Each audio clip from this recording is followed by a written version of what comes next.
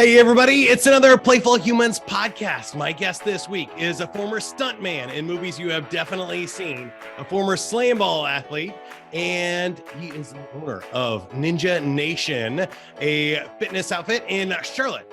And you can find him at kevincast.com. It's Kevin Cassidy, and we're going to be talking about him and how it is playing for a living, especially as a stuntman, because he wrote the new book, Falling Down to Find Myself. And I feel like we are all doing both of those things. So it'll be really interesting to unpack. Stay tuned for the joke of the week. Here we go. Don't wait for tomorrow.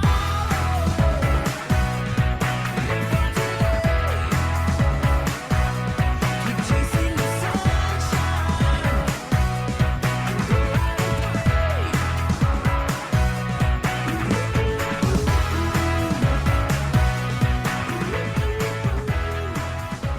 All right, Kevin, I am recovering from my fourth virus this year and on heavy medication, but we're going to do this and we're going to have some fun with it.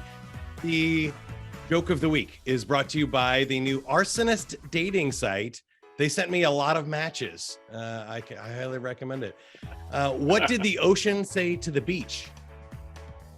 Don't know. Nothing. It just waved. Do you have a joke you want to share?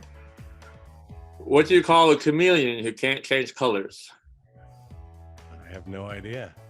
A reptile dysfunction. He's got a reptile dysfunction. I like it.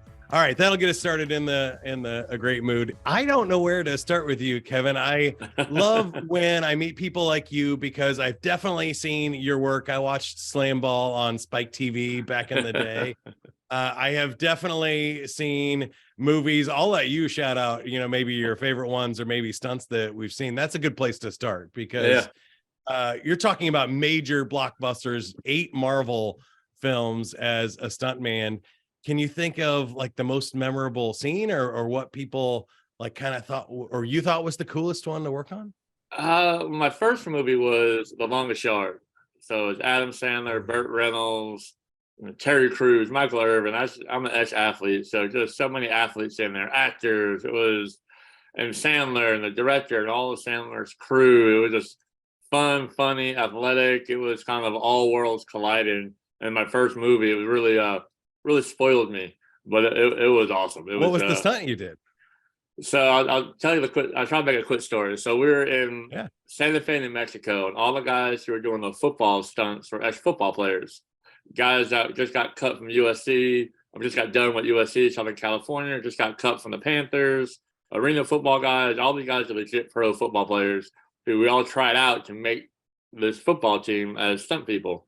And randomly, I made it. I wasn't good enough, but my Slamball days had a connection that kind of got me in. Anyway, so they fly us to Santa Fe, New Mexico, and we're there for like 2 months, maybe 3 months. We're all in a hotel. We're all ex-athletes. We're all playing. We're all working on the movie. We're having beers afterwards. It's awesome. And the scene where the first time all the inmates come out of the prison, I was on the inmate team, on Sandler's team. We all come out of the prison. And it's the first time we're on the football field. The scene is set up. Sandler gets under center. They hike the ball, goes under his legs. He runs around to get it, turns back around, and we're all fighting.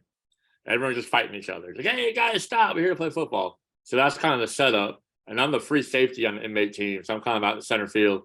And the stunt coordinator goes, all right, everyone, when he turns around, just you fight each other, everyone mix it up. We're all friends, we're all buddies, we're all athletes. So we're going to see what looks good. Never just beat each other up and we'll figure it out. We all have helmets on. And so, cool.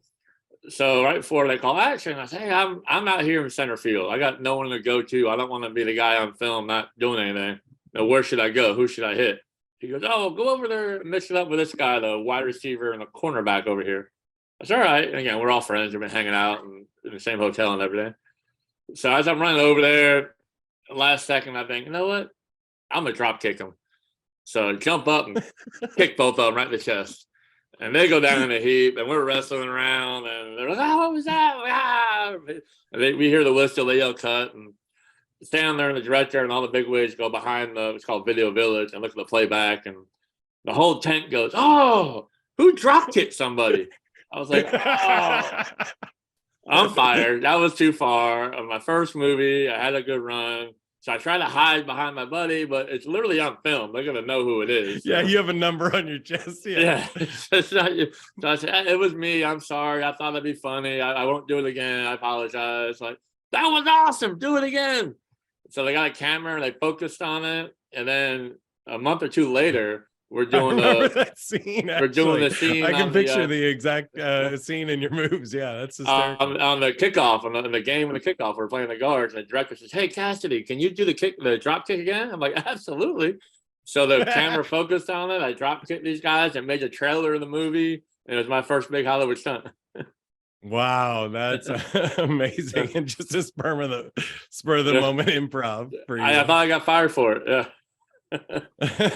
So funny. As long as nobody gets hurt, it's hard to get. Yeah, it's part of the job. You get bruised a little bit. Yeah. You get a little banged up. Now, tell me about the Marvel ones. That seems crazy to me, and those are obviously huge budget films and a ton of crazy stunts. Was there anything that stood out to you? My first Marvel film was Ant-Man, the first Ant-Man with Paul Rudd. Yeah. And Marvel had already been doing pretty good. I actually worked on Iron Man 3 for like a day, but not really much. And got called to do Ant-Man. I was doubling the main bad guys. So I was a Yellow Jacket character. Everything in the Yellow Jacket suit was me doing all the fights and all that stuff. And Marvel was already really successful at this time. And when you're on the core team, you start like 3 months before you film. So we're doing script breakdowns, we're choreographing the fights, we're learning how these people move, and going back to the director, talking with the actors, and really inventing some of the characters, which is a really cool process. And my character, the Yellow Jacket character, they didn't really know if he could fly, if he could jump really fast, get his extra arm, shoot guns, can they grab people? So we kind of had a really cool time playing around with that, creating what that character would do with the actor, Corey Stoll, and the director, and all the big wigs. And we would spend all day coming up with cool things and video it. Like, how about this? And like, how about, okay, we go back and we invent it again. How about this?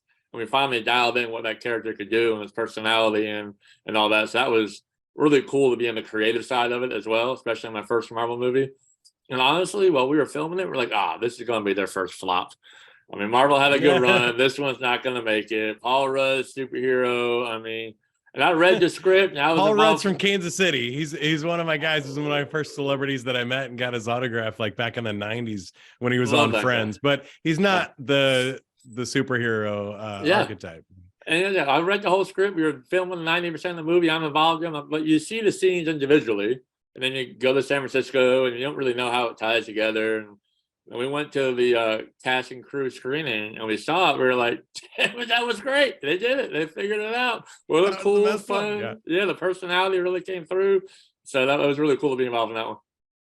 That's funny. Yeah, that's great. The other one I wanted to ask you about was probably one of the later ones, Black Panther. How did that work out? And how did you get in that one? Well, Stunts is a all word of mouth business. It's there's no agents, no managers, no auditions. Every now and then, for like the big football movies or something, we'll have an audition for, especially we need to hire 50 football players. Okay, well, you got to have a tryout. But every other movie is just word of mouth. You have to build up your reputation, do a good job, get referred. And by the time Black Panther, I'd already been in business probably 15 years, built up a good reputation. I knew somebody high up on every movie. And I was living in Atlanta at the time, and I was filming it in Atlanta. And so I got called to, the stunt department's pretty big. So you have the stunt coordinator who's head of the stunt department. He hires the fight choreographer who helps hire all the fight people. Then you have the key rigger who actually builds the pulley systems. And the fight choreographer says, hey, I'm going to throw this guy across this room. He goes to the key rigger. Hey, rigger, can you physically build something to throw this guy across the room? Here's what I want. Not really that high. Where's the room? What are the dimensions? They work together to actually physically make that product. And then there's the previs people, the camera people who edit it and then show the director. And then the random guys that come in a day or two at a time just to fall down and go home. But this core team of like the coordinator, the fight choreographer, the fight guys, and main doubles, and the rigging team are kind of like the core central group of the stunt department. So in Black Panther, I was on that rigging team. So I would help cool. the fight choreographer and all that, and learn how to fly people around, hang pulleys, jump off rope. So if I get yanked through a window, which I've done many times, you'll have a vest on with a rope behind you, go through a pulley system, back to a pulley system, whatever. And that could be in a compressed air, hit a button, and you go, or it could be on the rope and I jump off a ladder and they yank you. Depends on what the scene needs and everything. So inventing and working and all that kind of stuff was, even when we threw the guy out the waterfall in Black Panther, he's on the line and there's a decelerator that slows him down, hits the pad right. So we worked to build all the actual contraptions that keep people safe in the air and on the ground. That's amazing. I think, yeah, people know how much money they spend on those, and most of it is marketing budget, but you could also see where for 2 seconds of a fight scene, they had to spend thousands and thousands of dollars and have a team of, like you said, I don't know what, 10, 20 people set up that shot where they go through a window. Like, it's a few seconds of a movie. That adds up when you got a 2-hour movie. I think that's really cool, and I appreciate you explaining that to us. I wanted to circle back though and ask a little bit about where you are now and what you learned about yourself that you put into this book, because I'm judging by our hairstyles and gray and the goatee that we're about the same age. I'm 43, and I was thinking Slamball time, about the time that I could have done something like that as well. So when I was a DJ in bars and clubs, I always thought to myself, like, there's no like cool 40-year-old DJs. And I imagine as a stuntman, you're thinking there's a limited clock on this as well. There's going to be a time where I am not going to be the person jumping out of the window. So how did that work itself out for you? Or how do you feel about that as your, stunt career came to an end? Yeah, well, I'm 45, so right on the money. I in the stunt world, like I was saying in the Black Panther, I was on the rigging team of it. So if you're good enough and you build enough tools in your toolbox, I say, physically you gotta be able to ride a horse, do fight scenes, jump out the window, play football, all these things you can be good at. And that serves you for a while until your body starts getting beat up. And people do it longer. Oh, some 45-year-old. Yeah, I'm sure. Do you think? I mean, old guys need stuntmen too, right? If yeah. The Rock's 50 now or something like that. But I was thinking of Rocky. Sylvester Stallone is still doing action stunts. Like, he needs a stunt double at 70. And so you need a 70-year-old stunt double, right? We'll put some makeup on a younger guy if he has to. Yeah, old wigs on young guys. Yeah, that's what I thought. When it gets too old, but it will definitely have some older guys that do it, but not. You can't have a career of being in front of the camera, falling down as your main double at 50. Yeah. So if you've built your career right, you have avenues behind the camera. You become the stunt coordinator. You become the rigging coordinator. You become the fight choreographer. You become a guy who can edit the films. You become the guy who helps hire everybody, who helps wrangle people. So there's enough. And then, like, I did Guardians of the Galaxy 3 that's coming out soon. I got called down there. I go back up. I left the movies just because the time constraint. I had 3 young kids. I have a 6-year-old, a 4-year-old, and a 2-year-old now.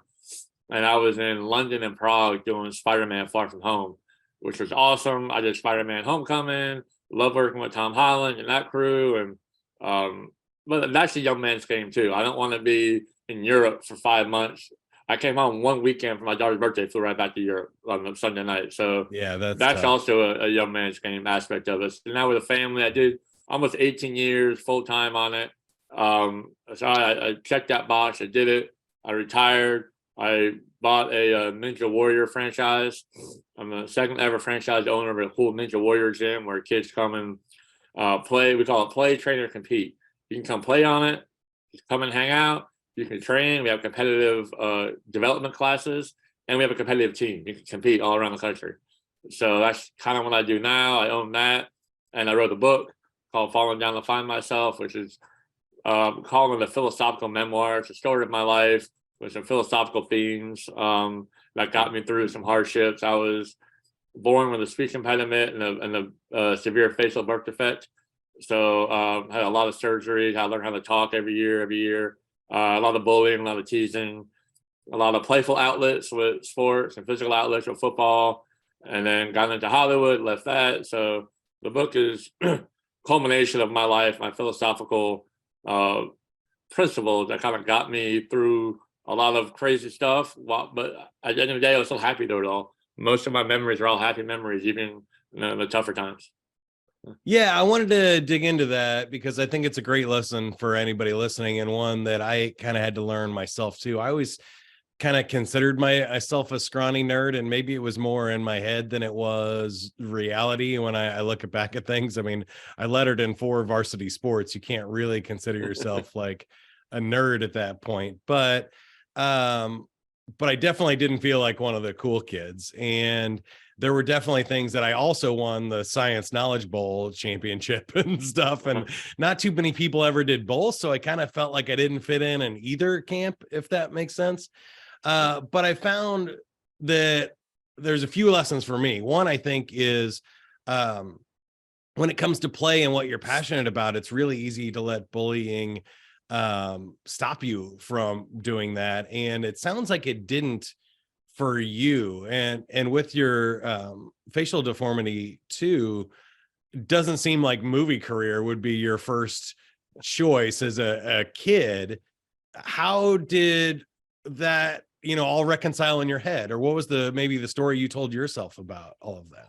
I think I was lucky on a lot of fronts that my outlet, my passion was sports and physical like movement, and that was never bullied against. Like, hey, I go out and play football, go out and play baseball, and I was always a good athlete, and it actually really helped my mental state because you put a helmet on, no one sees your face, run out there and tackle somebody, and then after practice, like, oh yeah, I forgot you didn't have any teeth, or your nose is all jacked up, or so you have some reprieve of reality of that different reality. You kind of hide behind the sport for a little bit. And because that was my true passion, that really fit 2 fins. I got very lucky that was the case. If my passion was, and I actually was in a drama club in junior high. I was funny, I was witty, and didn't really let my speech. I didn't hear how I talk like everybody else heard me. So, and I was very short memory, maybe not a very smart kid. So I would forget that I looked funny or talked funny until the constant tease. I mean, people remind you of it all the time. Like, oh yeah, maybe I should stop talking. But didn't really. I was either just stubborn from birth, nature or nurture, who knows. But like I said, my passions aligned with the outlets I needed as a kid. So and I never really. I had a good support system at home in the way that there was no currency in being the victim. Like, I'm originally from New York. I lived in New York till I was 10. My mom grew up in Queens. My dad grew up in Brooklyn. My grandfather was a New York City cop. My uncle was a New York City cop. So it was a pretty tough love environment. So to this day, my mom, in the book, I call her lovably oblivious, because she's like, I never knew you were getting bullied. My mom, I went to a pretty rough school with no face and a speech impediment. I'm with black eyes. Like, I never knew. So how'd you think that was going? Yeah, I kind of feel that's the same maybe for everybody. Nobody really knows, what somebody else's story is. But there's another part of that I wanted to ask you about, because I think the research that I'm seeing now for kids is terrible, that they're giving up on organized sports by 13 because it's becoming too competitive. It's like a job and it's not fun anymore. Now, I love the Ninja Warrior training that you're doing at Ninja Nation and stuff. And I think that's obviously a fun thing. But I think anytime something gets too competitive, it can become more of like a job or feel like a failure rather than building self-esteem and confidence, which is what play and, in my opinion, sports and athletics should be doing for people. And what it really did for me in all those sports was that's where I learned my confidence, is that I could be the leader. I could be the team captain on the soccer field, or I could ride the pine in basketball. And it didn't really matter too much because I was part of the team and I was figuring it out. And that was just kind of where I was. I didn't feel same thing with my parents. I didn't feel judged for it either way. I was doing whatever that sports season was and whatever was the most fun and hanging out with my friends. And it wasn't really about the trophies and stuff for me, which I thought was a really great time, but I can't say that's true for everybody now. Yeah, I think, and I played minor league baseball, so I went to college and played baseball. I was better at football, but I chose baseball. Ended up playing the minor leagues a little bit, and then was a teacher in Baltimore, Maryland. Got into Slamball, went to LA, and that's the short version of it. But when I was leaving Hollywood, I always wanted to go back to my mentorship, teaching, coaching, those kind of roots. And I had a bunch of business plans written, baseball training facility, bigger, stronger, faster stuff, all the things that I kind of knew better. And I don't know anything about ninja. Well, I was in the stunt world. I trained. I used to test a course. I knew guys who were ninja warriors and parkour athletes, and um, guys who were motocross guys or Red Bull skydivers or skateboarders, or that whole S Games crew in the stunt world just had the right mentality, the right head in their shoulders. If they lost, they were the first guy to run up and hug the guy who won. Generally happy for them, high fiving each other, training their butt off. Like that mentality is just it's not there in baseball. I could have easily been, hey, I'm a stunt guy who played minor league baseball. Come to my gym and learn how to play baseball. But I call it they monetized it at such a young age. If you're good at 10 years old, you got middlemen saying, hey, give me $1,000 a month. I get you a scholarship to Stanford. I get you here. I get you there. And they're telling the parents how good the kid is just to get the money out of them. And then the parents believe it. It's just a soul sucking environment that I didn't want my life to be in that environment, because I would just be I would be the button heads of everybody. So I wanted to have something more in the S Games world. So my business plan was parkour ninja warrior business, with a little personal training side of it, and doing the research and the P&L to try and get the bank loan and all that stuff over a year, a little over a year. I found a company called Ninja Nation that's based in Denver, Colorado. That's a Ninja Warrior gym. They're doing it right. It's a beautiful place. The guys who started it are kind of leaving corporate America to do something better with their lives, help kids, philosophically be aligned right away. And I was leaving Hollywood for my time ROI, because I was just never home. And if I wanted to make $1 million, $2 million a year, I stay in Hollywood. But I want to be with my kids and hang out. So the franchise model, I'm the second ever franchise owner. They gave me a long leash to kind of help build their brand, try new things, build it up from the ground up. So I went with that business model to help their brand. And it's literally, you always have uber competitive people. I played co-ed kickball in LA, and there's always a few guys who are just, they can't help themselves but be a-holes on a competitive field. You're going to have a couple parents like that no matter what, even in ninja. There's no scholarships. There's no pro ball. You're not going anywhere. Take it for what it is. Learn how to jump from here to here, and you're going to fail 10 times in a row. Guess what? Then you're going to make it, and you're going to feel great. And you're going to do that 10,000 different times and 10,000 different obstacles in this whole arena, and you're going to be better for it. And that's kind of the culture we're building with this business, and it's really cool to be a part of. Yeah, I think that's awesome what you said about the X game mentality. I haven't ever thought of that example before. On this podcast, we talk a lot about different game mechanics and things, whether it's game shows or puzzles and board games and all kinds of different things. But most people don't realize that there's difference between finite games and infinite games. And so like finite games, you're always competing, in tennis, it's one person, 1 point at a time. You're adding it up. You're winning games, you win sets, you win matches, and in something like the X Games, what I love that you mentioned about it is they want to see somebody do something cool. And whether that guy lands his trick or not has no bearing on whether you do or not. You're not really directly competing. You want to see them do something awesome. And I think that's the cool part about it, is it's more of infinite. It's like, well, how many spins can we actually do here before we wipe out? And like, how crazy can we, push the limits? And that to me is a lot more interesting, because then they're competing with each other and pushing each other to do better rather than against each other and trying to break down the other person. That's a really cool concept. They're training together, as they're almost on the same team, competing against each other in the competitions. But even in like motocross, where it is more finite winner and loser, one of my good friends was a high-end motocross guy, is now a stuntman. And the one big race he was gonna win, he was winning. He wiped out like 10 feet for another guy jumped over, a guy that he was good friends with. He runs to that guy, he hugs him, he goes, oh my God, that was so awesome. That mentality is just contagious in that world. And now there's more money in it, and maybe it won't be that forever, but right now that's kind of what I want to recreate in any kind. I don't care if it's playing hopscotch. Just that mentality in life is better served. Well, that's what my mission is here, and I really appreciate you spreading that message today. Playful Humans is really about, and whether it's in business or life or anything else, it's like, don't make it hard, don't make it work, make it playful, make it fun. Go, do it with other people, and spread that positive energy of getting lost in the moment and living your best life, trying new things, and learning and failing and growing from all of that. So really cool to hear your story. Anything else I should have asked and missed, or that you want to share from us, or anything about the book Falling Down to Find Myself, available now? So I wrote the book, which was a cool experience, and I'm actually doing speaking engagements at school. So I'm building the message of the book is who you are matters more than what you are. What I was as a bully kid to a Hollywood stuntman hanging out with Tom Holland playing golf. Neither one of those two things, I didn't identify with them. It didn't matter as much. Who I was, a good friend, high character, worked hard, trustworthy, dependable. Those things I staked my character on and my happiness on at an early age because of the birth defect and the bullying and everything.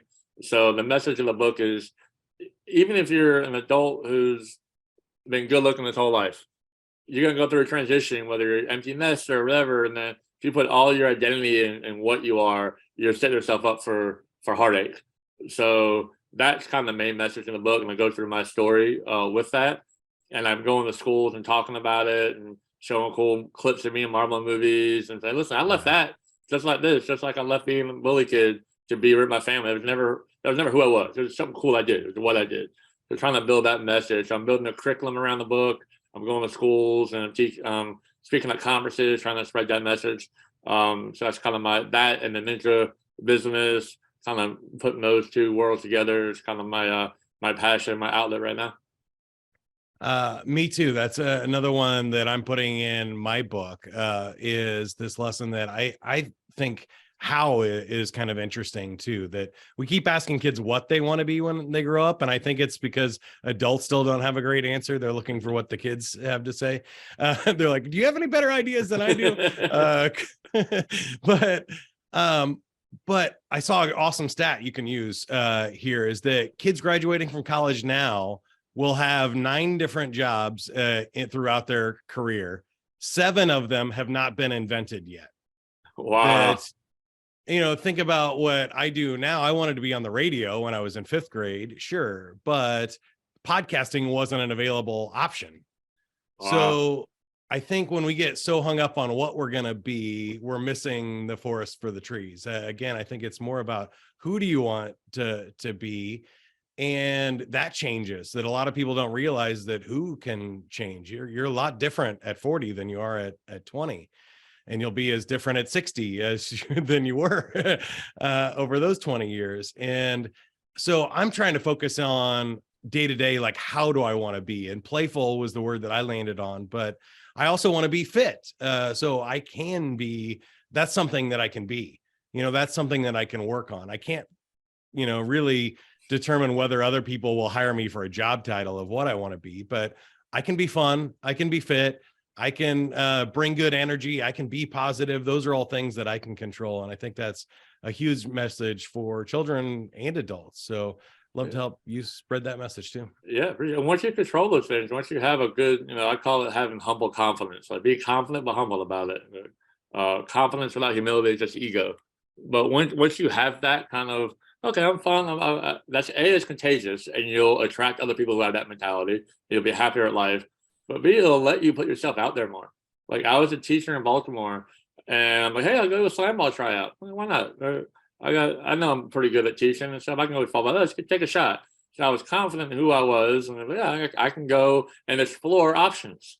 And if you're like, well, if I don't have money, if I don't have this job, if I don't have this by the time I'm 30, then I'm gonna not be happy. You're never gonna be happy. Just be willing to throw yourself out there and fail, and you'll be better for it as well. And you're more apt to do that once you do that, the work of who you are and being fun and having energy and all that kind of stuff. Love that. Are you ready to play a game? Yeah, let's do it. All right. We're spinning our wheel of games, and you got Survey says is we surveyed 100 people. The top 4 answers on the card here. You just need one of the top 4 to win the question. Okay. We asked 100 people to name one of the 7 dwarves. Who do you think were the most popular of the 7 dwarves? Sleepy. Sleepy's number 1 answer. There you go. Congratulations. Winner already. Dopey, Grumpy, Doc, Sneezy, and Happy. 6 out of 7 dwarves are not happy. We need to do something about that. Question number 2. Name a reason you might not recognize an old friend. If you haven't seen somebody in a while, lost her hair. Hair, yes. That one definitely made it on there for us, but that was number 5. Weight loss gain, just aged, plastic surgery, or and then it says change in appearance, which I feel like is all of them. Those are bad answers, but you got it on there anyway. Last one. I saved the toughest one for last. Based on how much you use it, what would you consider the greatest invention ever? I guess it depends where you live. I would say fire if you live in a cold area. There you go. That's a good one. But fire did not make it on there. I think they were looking for more technology and an invention. Telephone, number 1 answer. Electricity, number 2. TV, car, and computer made the list. That must be an old one because computer definitely got past telephone nowadays. Yeah, it's way up there. Well, phones are computers these days. So yeah. 2 out of 3, you win. That means the podcast is yours. Anything we can do to help you, or you can do to help us? What do you think? Yeah, just getting the word out and making more playful humans and having them find each other so they can, continually be contagious with the playfulness. My website's kevincass.com. Anything I can do to help you guys come to Ninja Nation.